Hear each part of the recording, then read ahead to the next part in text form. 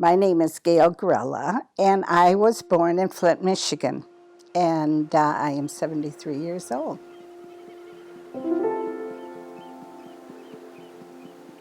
Cake cookie,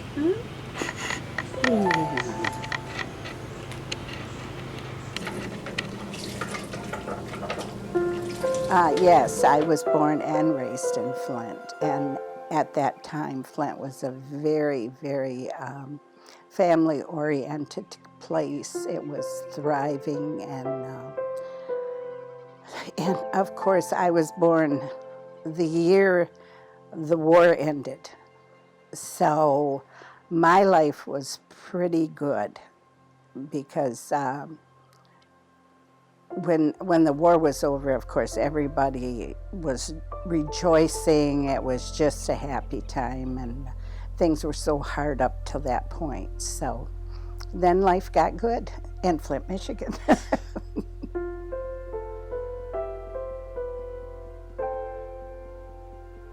My parents' names were Veronica Bovin and Henry Bovin, and we lived on Utah Street in Flint, Michigan, on the east side. And they were very caring parents, both of them. My mother was more of the disciplinarian. She kind of kept everything in order. My dad, he was the nice guy. You know, we'd ask him something, he'd say, "Oh, go ask your mom." You know, so he never had to give us a no answer. But he was lots of fun. He really was. So I was the fourth child. And my oldest sister was very outgoing and had a great sense of humor, just tons of friends. And my brother Mike, he was the tough guy in the family, you know. Then I had Pat. Oh my gosh, Pat was the cutest, the sweetest, and he could dance and he could do this and everything. So he was a tough act to follow. I had a real special wish or prayer that I'd have a little sister. I had a big sister, but I wanted to be a big sister, so I really, really, really prayed. And my mom kept saying, you know, "I don't think God's going to be able to answer that prayer." Well, lo and behold, Sherry was born. So she was right there in the midst of everything, and she was my junior bridesmaid in my wedding, and we have been lifelong friends. I just don't know what I'd have done without her. It was just, we just had a fun life. We really did.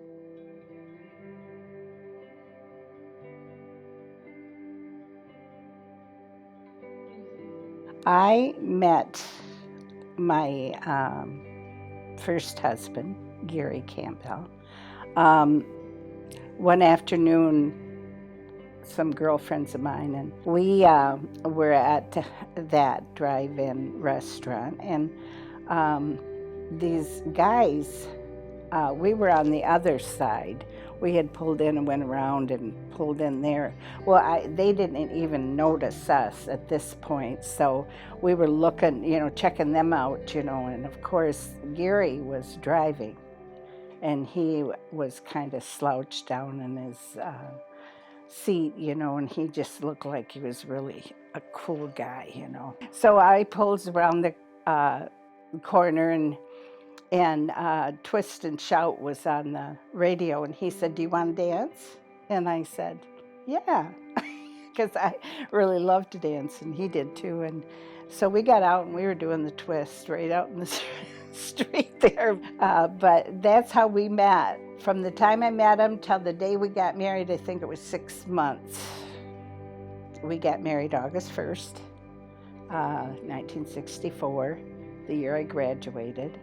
And we were married for 31 years before he passed. And we had 4 children, 4 of the best people you ever want to meet. Christine, Kip, Monica, and Angela. But we had a good life, and we did a lot of fun things with our kids, and we never had a whole bunch of money, but the kids always talk fondly about their growing up years and how much fun they had. So it's not money you need to make a happy family. It's your time and what you put in to who they are and what they're about. But so my life I have no complaints. I did, of course, my first husband passed, and it was due to a surgical accident. It was very difficult to go through. Was single for 3 years, and right about the time that was all being settled, I met the neatest person, just an awesome person. He was he was unusual. He was very kind of quirky, and he had the best sense of humor, and he was just so different from who Gary was, this cool guy, and everything. He was really intelligent, had a couple of degrees, and so opposite of what Gary was. But see, by the time I had been married 31 years to Gary, I knew what I was looking for. But he was just the most caring, loving, sharing, kind person I think I ever met in my life. But and unfortunately, after we were married 18 years, I would say maybe 17 of those years he was healthy and just could do anything.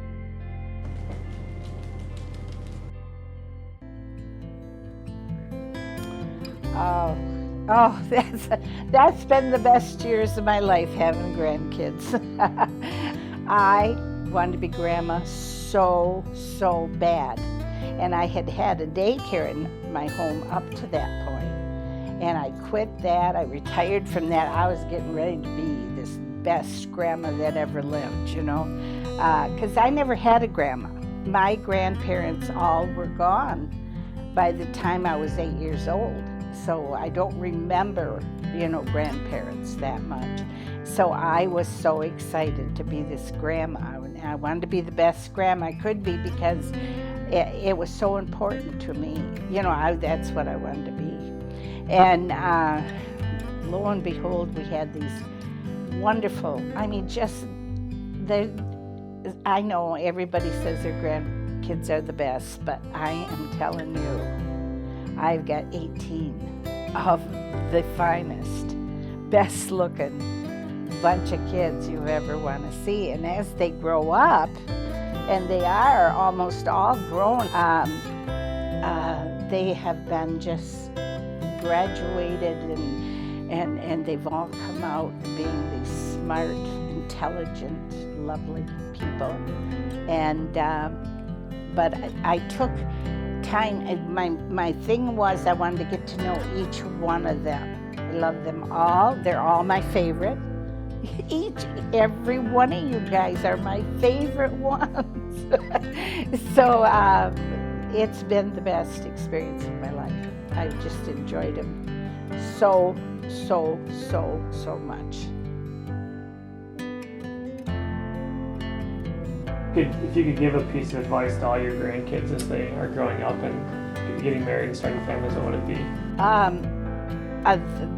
The best and the most, if you want to, and I think it's every parent's desire to give their child the best, and give them what they can have to make it through life, and to have a basis. And of course, and they're probably all sick to death of hearing me say it, but it's God's truth.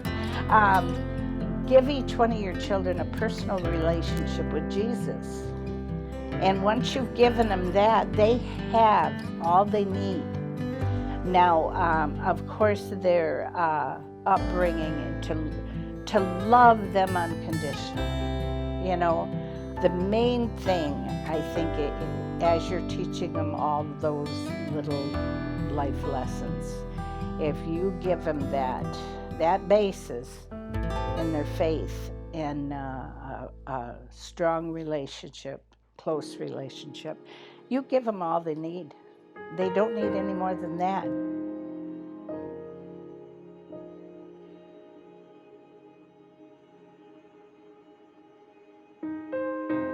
I think I would like to be remembered mostly by the fact that I cared. No, you're not supposed to cry in these, are you? I just want to be remembered for the love I gave, the time I gave,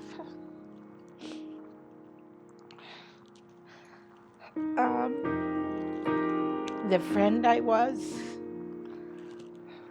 the care I had for each person,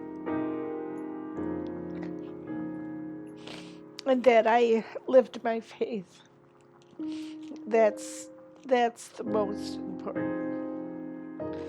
But other than that, I just want to be remembered fondly, and that people had fun when they were around me, because that's what God wants us to do. He wants us to have a happy life. And I've had that, and I want to keep having that for a long time. So.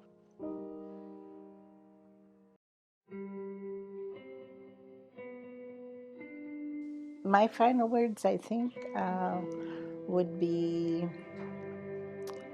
to just try to consider others before yourself. We have to love ourselves, or we can't love anybody else. But if you do that and you really take into consideration and respect others, you're just, I think you couldn't do anything better than that, you know.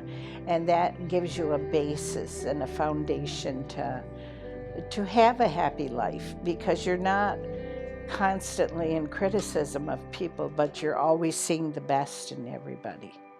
So I would have to say that would be my advice to anyone, and that can lead to a real happy life.